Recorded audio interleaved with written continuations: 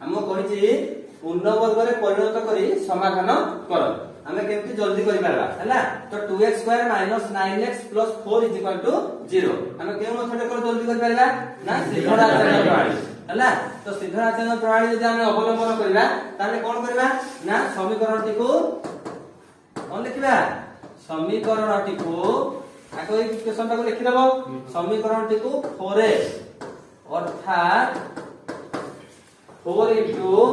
2 is equal to 8 द्वारा 8 द्वारा गुणन कले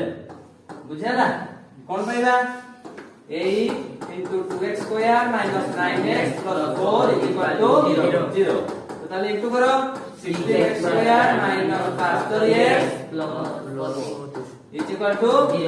0 तो ताले 16x square minus 5x is equal to 32 minus 32 बुझला तो ताले एबे कोन करबा को a माइनस अछि a माइनस b रो होल स्क्वायर कर प्रमाण करबा हला तो a माइनस b रो होल स्क्वायर करो 4 x रो square minus 2 into 4x into 9 मिसानो 9 रो square is equal to minus 32 plus 9 हमर पास सोरे कोन करले 9 रो स्क्वायर को कोन करबा मिसेबा जेते एपडे 9 रो स्क्वायर करले सेपडे मध्ये 9 रो स्क्वायर मिसेबा तो ताले केते हिजो 4x minus 9 रो whole square is equal to minus 32 plus 81 तो एटा केते हिजो माइनस 32 प्लस 81 माइनस 32 प्लस 81 केते 49